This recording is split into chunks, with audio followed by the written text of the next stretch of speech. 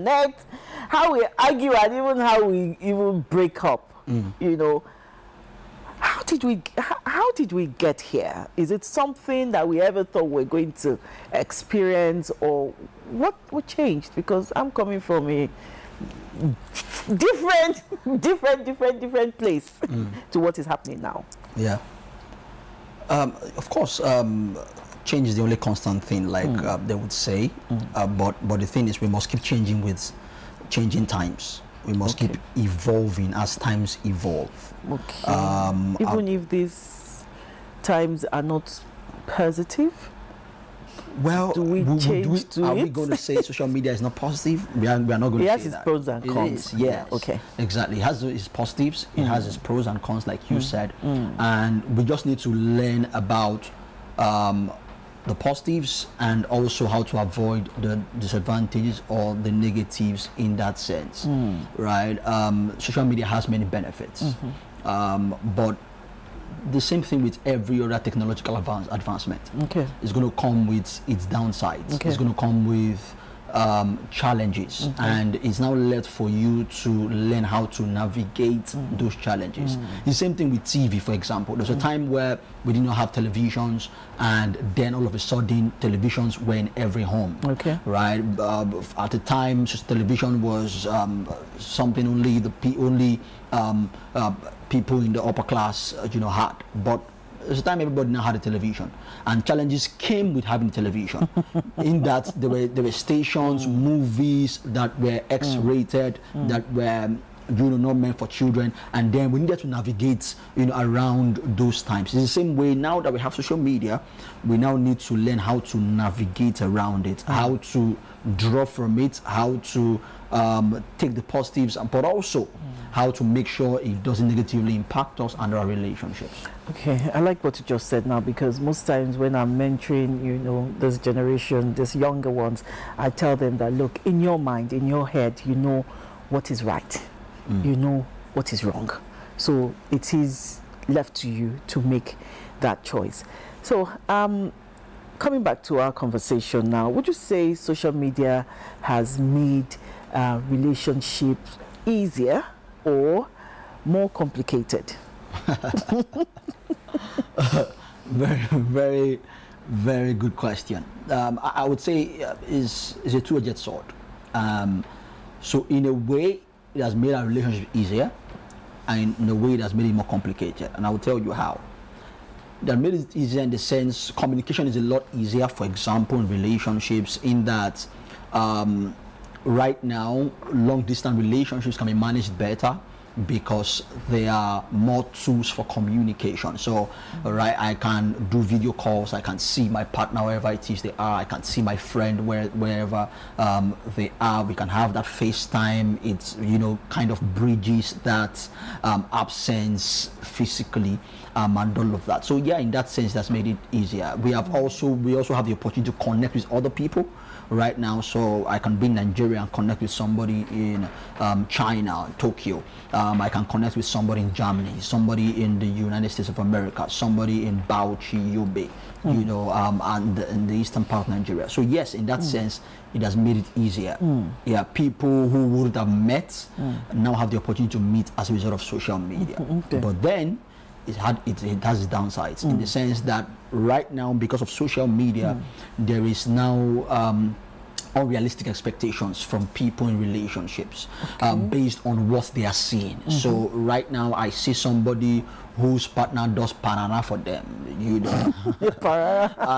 I also want the same thing for myself. I see someone post a new shoe that the partner got for them. Now I want my partner to get me that same shoe or that same hair, as the case may be, that same phone. And if they can't meet up to that expectation, I now think that my relationship is failing. But that's not necessarily so. That would have been so if social media wasn't there. Because the truth is, the fact that somebody else's relationship succeeding doesn't mean yours is failing, right? And the fact depends on what you even define as success. Exactly, exactly. And it's really because of what people have seen. Because the truth is, I'm a relationship coach, and I sit down with people, every day. As part of what I do, I can tell you for free that people live double lives. People live real lives and lives on social media. There are people who I've started counseling with who were posting good pictures of them on social media, romantic pictures, all kind of pictures on social media, but they are having serious issues in their relationships. Okay. You will know that. You don't see that. What you see social media, and because of what you're seeing, you can now begin to compare your relationship with what you're seeing, except that no two relationships are the same. So, so where does communication, because you mentioned communication now, what role does communication now play in relationships beyond the social media? Because the examples you just gave, that they post things for people to see that all is rosy, meanwhile behind the scene, because they have created a scene for themselves, so behind the scene they are not as cordial as they make people believe that they are. So what is real communication in relationships here? Yes.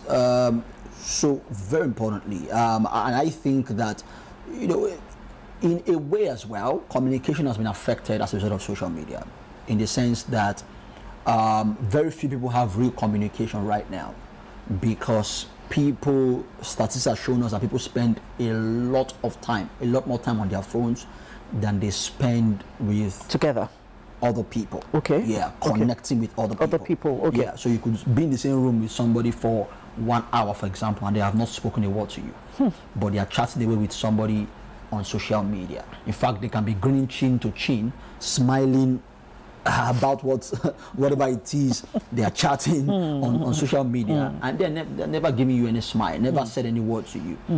And communication is being affected. So people are, even though they are together physically, they are far apart emotionally. There's that emotional disconnection that they have, even though they are together physically. So yes, in that sense, social media has affected communication, and people need to be deliberate about communicating in real time and in real life with people around them, their partners, as the case may be. So talking about real life and real time now, from your experience as a relationship coach, what has been the major cause of conflict, concerning social media in relationships? Yeah, so part of it is communication. The fact that, you don't have my time, we don't really talk about things, and sometimes when even people talk, the communication is not deep, it has no depth, it's just very peripheral, because a lot of people, like I said earlier, have disconnected emotionally as a result of the investment of their time and energy on social media, right? So that's been one of the major challenges. Mostly we have women who say these days that, if not for social media, maybe they would have been out of their marriage, so in what sense? In what sense? Yes. How has that really helped them? Because they go to social media, they see things, makes them happy. It makes them happy. They occupy their minds, with what they see. Is that healthy, or is that good for them? Maybe, and I won't disagree with that, except that that's only temporal and peripheral, or it's only on the surface level, because just like somebody trying to drink away their problems. Yeah, that's drink exactly away what it their is. problem. Yeah, it's like very temporal. Yeah, because as soon as the effect of the alcohol wears off, you come back to reality. The same thing with social media as well. So if you're using social media as a way to cope with whatever it is you're going through in your relationship, it's peripheral and it's temporal. Okay. When that wears off, you're going to come back to the reality of what's on ground. Okay, another issue that really comes up most times I see on social media about relationships also is about having access to your spouse's phone. Okay, has that been a challenge, or how bad has that been in some of the issues you had to deal with as a coach?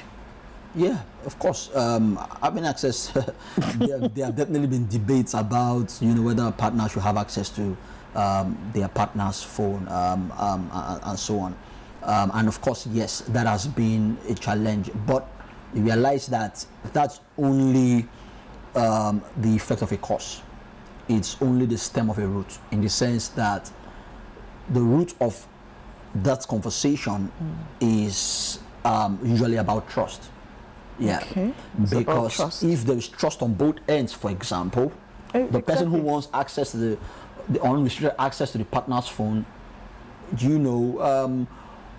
there won't be an issue, for example, if the partner, or there won't be any reason, let me put it that way, there won't be any reason to maybe go around snooping around your partner's phone in the first place. And on the other end, there won't be any reason why you would be fighting your partner having unrestricted access to your phone as well. So that's really the balance. To say that when there's trust, then it becomes easier for people to live with that. So one person says, okay, you can have unrestricted access to my phone, and the other person says there's really no need searching around with your phone because I trust you, and because I trust you as well, you can have access to my But phone. where does privacy come in all of this? I have nothing to hide, really. Yeah. I just want, even if you want to have access to my phone, just tell me first, and I will hand it over to you. Not that, you can just pick it up. That is why many people now have, is it screen lock? Screen lock, yeah. So when a person, is hiding, I don't want to use the word hiding, is asking for privacy for their phone, does it necessarily mean the person has something to hide? Not necessarily. Not necessarily. Really. And I believe that to a very large extent we should respect other people's privacy, whether or not they are our partners. Okay. Right. And like I said, when there's trust, really, what are you searching for? If you really except, of course, you don't trust your partner, which shows a deeper issue in the relationship that you both need to deal with. Okay. Yeah. So we noticed these days, when I started the show, I said, social media has changed, everything, how we meet, how we express our love to each other, how we argue, and how we even form our family, even how we break up. Some people just break up with their partner over social media. How damaging is that, or how will I say good is that? Because some people meet, like you also said it, that people meet on social media. Yeah. Can you have a strong lasting relationship when you meet someone on social media? Why not? You could have a strong lasting relationship. I don't think the place you meet is not as important as the effort you put into the relationship or into making it work. Because of course, if I meet you in church, if I meet you on the street, it is not any guarantee that a relationship will last, right?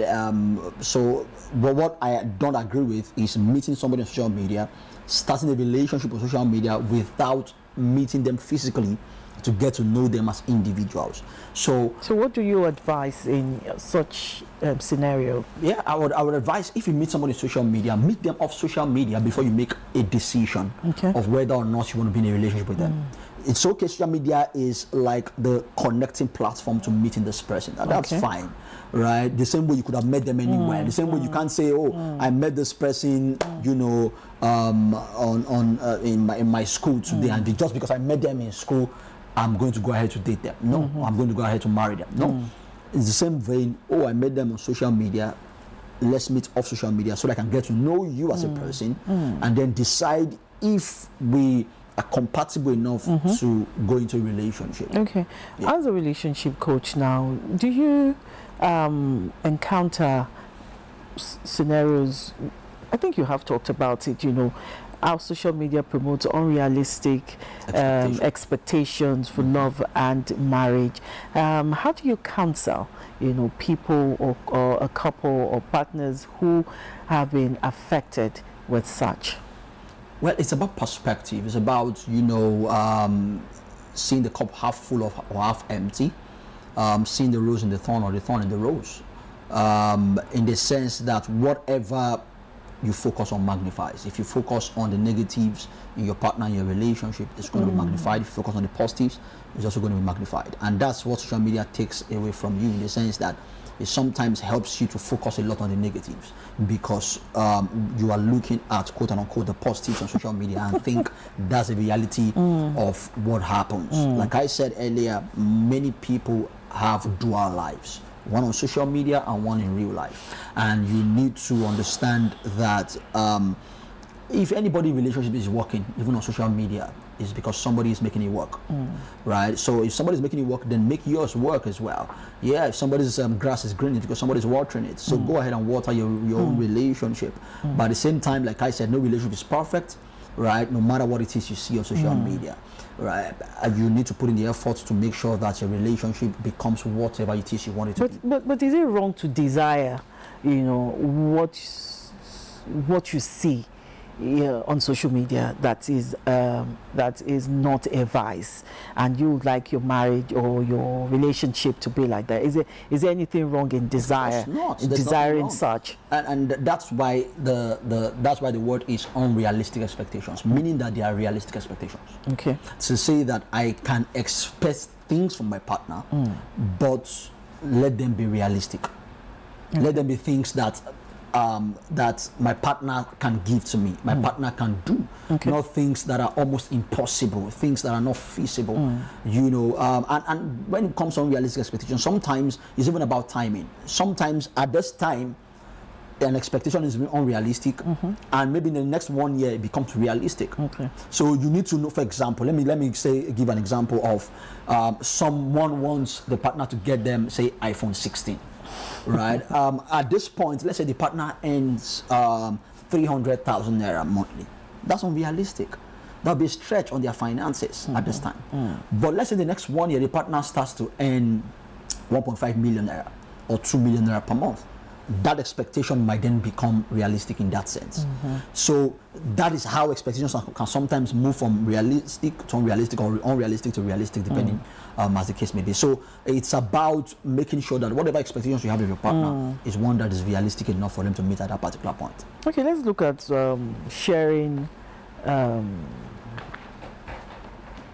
Is it posts? Yes, online. You know, in a relation, when you are in a relationship, what's your view on sharing things about you on social media? Is it something that should be discussed first? You know, should you take permission, or is the whole idea itself not favorable for people in a relationship? Or whether it's either about you or your partner? Your partner, you know, on social media.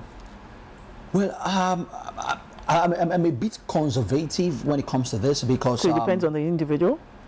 No, I'm even talking about the things you put out there. Okay. Generally, even about yourself, about your relationship. I'm saying I'm a bit conservative about it, in the sense that I would rather people are very mindful of that, because number one, internet doesn't forget. Number two, there is supposed to be a level of privacy, or you know, there is also a sense to having or living a private life, you know, with your partner, as the case may be. So I think that whatever it is you want to post on social media, I think you should look at it in the sense of, is this supposed to be for the public, or is it supposed to stay with us? And there are some things, fairly sensitive things, that you want to first of all discuss with your partner to make sure that they are comfortable enough for you to post those things before you go ahead to post them. But at the end of the day, it's important to always ask yourself if this is supposed to be for the public eye, or something that is kept within a small space. Okay, because I asked that question because I know a particular lady who always posts her partners, is it husband now? Partners. Partner. Okay. Her partner. Okay. I'm trying to remember if they were married then. Okay, she just used to post her partner on social media, everything he does, not everything, but just like to praise him online all the time. And eventually things didn't work out, and then, you know, she became a laughing stock. So in that situation, did she do anything bad? Well, it's again a two-way street. Number one is, if you are not married to a person, you have to be circumspect about always posting them on social. What if you were married? That's a different ball game. Of course, you can post your partner as much as you want. Okay. Especially if they're comfortable with it. You have to know if they're comfortable with you posting them every time. But if you're not married to a person, you have to understand that there is a risk that this person might not get married to you. Okay. And if that doesn't happen, just like you said, you might become a laughing stock, or people might raise eyebrows, and then tomorrow they start seeing you post somebody else again, and it doesn't work out, and then tomorrow you start so you have to. She's just a lover girl. You have to be careful about that. Right, except of course you don't mind the consequence. If you don't mind the consequence, if tomorrow it doesn't work out and you are okay with whatever comes afterwards, with what people say or do, if you're fine with it, of course, knock yourself out. But if not, then you want to be careful about that. Of course, if you're married and you also want to post your partner as much as you want, of course you're free to do that as well, to celebrate, because of course we need to celebrate marital relationships as well, so it's okay for you to post your partner, but just of course make sure that they're comfortable with it. Okay. Just before you came in, Joshua and I were talking about human interaction these days, and even we recall days when we were younger, we used to sit in the same living room with our parents to watch TV and have family time. That such things have, hardly exist anymore, because how many people still watch television? People are still on their phone. So how does excessive, screen time, begin to affect emotional connection and of course communication within a couple? Yeah, and really you've hit the nail on the head. Excessive screen time has affected many relationships, and will continue to affect many relationships, sadly, because one of the things excessive screen time does is it pulls you away from people, and it reduces the emotional connection that you share with people, and transfer it to what you do on social media, or with your phone, or with your screen, as the case may be. So it's something we need to restore back in our homes, back in our relationships, where people have that real time, real life relationships and connection with other people, where there are no phone areas in our homes, to say when we come to the dining, for example, no phones, where there are no phone times in our homes as well, in our relationships, where from 8 p.m. to 9 p.m. we are dropping our phones, putting on silence, and just focusing on the other person with undivided attention, right? Because really that's what listening is about. People many times confuse hearing and listening. So when they are maybe doing something else... Excuse me, people confuse hearing and listening. They are two different things. Very two different things. Hearing is an evidence that you are not deaf. Okay. If you're not deaf, you will hear me. You will hear you. But listening is hearing with understanding. Okay, go on. So where your attention is, that's where your ears actually are. That's where your listening is actually. You can't be listening... you can't say you're listening to somebody that you are not giving your attention to. In fact, I usually like to say that the second most important organ in listening are your eyes. Where your eyes are, that's where your attention is. So if that's why you say Ojulorowa. Exactly. So if you're listening to somebody, then your attention should be fixated on them, fixed on them. That's really what listening is about. And that's what we must restore in our relationships if we want them to thrive, if we want to deepen connections in our relationships. Okay. So I'd like you to also now talk about, some warning signs, that tell you that social media is harming a relationship.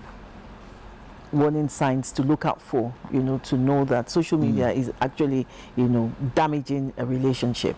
Absolutely. Be it between a husband and wife, boyfriend and girlfriend, parents and their kids, any type of relationship. So what are the warning signs that that one should look out for, that this is damaging a relationship?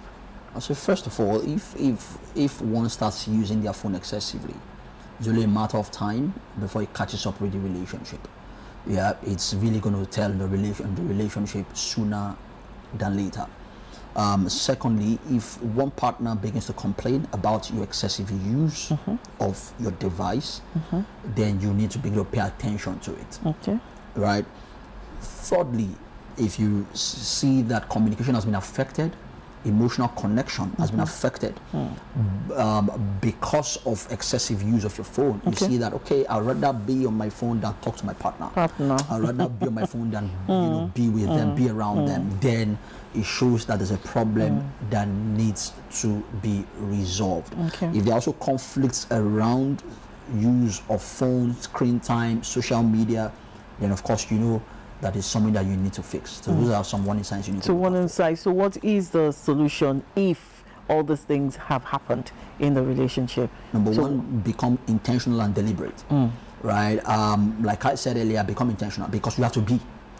Social media is our life, right? Everybody uses social media. Even if you don't like it, you have no choice. Right? Because your relationships, your work, everything, revolves around social media in that sense. So you have to become intentional if you really want to solve these problems. So, like I said, fixed times where no social media, no phone, no screen time, just me and my partner, undivided attention, right? You could do a lot of indoor games, for example, activities that are devoid of phones, gadgets, screen time.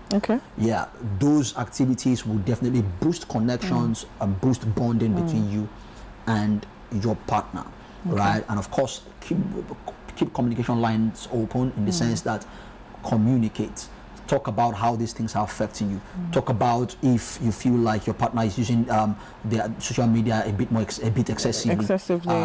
And talk about these things. Always, communication is the bloodline of a relationship. So you have to keep talking. You have to keep talking, refining things, and getting things better. Yeah. Over time, I have also heard that social media causes infidelity in a relationship. I'd like you to also speak to that. Well, I don't think social media causes infidelity, right? Or flirting. Or flirt. I don't think social media that causes it. I think that, there is something, even in research, there are what we call causative factors and they are correlational factors. So maybe social media is related to infidelity, but social media, I don't think it causes. Because most of the time, when you listen to arguments or misunderstandings between a couple, you hear, oh, it was on the phone. I got it from her phone. I got it from his phone. She was talking to someone, in a particular way. Oh, she received some messages. She posted some things to this person. So that was what I was referring to. Yes, I get that, right? And if you social media actually means medium, right? Yes. It's a medium. It's a method. I won't say causing it now. Okay, I don't want to use the word causing. Something it encourages. That already exists. Okay. To say that, because before social media, people were cheating. People were flirting. Yeah. So social media is only a medium of expressing what people already are. Or aiding it. Yes. Okay. So people already these things, but we have a medium to express it now, so let's use this medium to express who we already are, before the advent of social media. Yeah, so I understand that yes, it's possible social media is, fueling these things. It's possible it is increasing the flames of infidelity and what have you, but it's actually a sign of a bigger problem that existed before it, and it's just projecting what has already existed. Okay. Just before we go, in your view, how can now couples now intentionally use social media, if they have to use it, in a way that supports and not sabotage their relationships? Yeah, I would say number one, we need social media to promote healthy heterosexual relationships. People need to know that marriages work, relationships work, because there's a lot of negativity in the world. There's a lot of negativity, right? A lot of the times people right now, a lot of young people don't even believe in marriage, in the institution of marriage anymore. A lot of people feel like, oh, all men are this, all women are this, marriages don't work, love doesn't exist. So we need social media to promote that there are healthy marriages, that love exists, and because people need, especially younger generation, need models, right? Positive models that they can look up to, that they can see and say, you know what, yeah, if these people can make this work, then I believe that I can make it work. If these people, can promote their marriage in this way, then I believe, the institution of marriage is still very valid, and I can also do the same. So that's one way we can use social media to promote healthy marriages. We could, of course, also use social media for better communication. For example, right now, if you are apart from your partner physically, you can bridge that gap with social media. You can send them a text, for example, on social media. You can put a video call across. Oh, I just wanted to see you. That increases the bond. That doesn't replace physical intimacy, physical connection. It only complements it, right? And that's where the balance is. To say, oh, I'm not going to use social media at all, or I'm going to use only physical intimacy. We could use both. Both can complement each other, where we still have a physical intimacy and we still can connect on social media. So that's also another way that we can use social media to promote healthy relationships, and couples can also use that to further the course of their relationship. Again, just before we go, any last words for couples, for those in a relationship, for those that are married? I'd like you to just drop a word for them, a word of advice, a word of encouragement for those who are going through a lot right now, because of social media and how it has affected their relationship. Yes, so I would say this as we round off today, that social media is neutral. It's neither bad nor good. Social media is like a knife. It's like a gun. Yeah. The use of it is what determines whether it becomes bad or whether it becomes good. The same way a knife can be used to prepare food in the kitchen, it can also be used to stab somebody, right? Gun can be used to protect the lives and properties of a set of individuals in a geographical location. A gun can also be used to kill illegally. So it's the same way social media is. What you do with it is what determines whether it's good or bad. It's a tool, and I want to implore you to use it as an individual, as couples, to further the course of a relationship, to grow your relationship, to improve your connection, intimacy, your bond with each other, and not to tear down your relationship or destroy it. Thank you very much, Miracle Ihoma, relationship coach, and we've been talking about the impact of social media on relationships. He has just told us now that social media is a tool, okay? It now depends on you how you use it, for good or for bad. Social media itself, he has said it, is neither good or bad, but how you use it, whether for connection or to sabotage your relationships. Thank you once again, Ihoma Miracle. We'll go on a short break. When we come back, the conversation continues.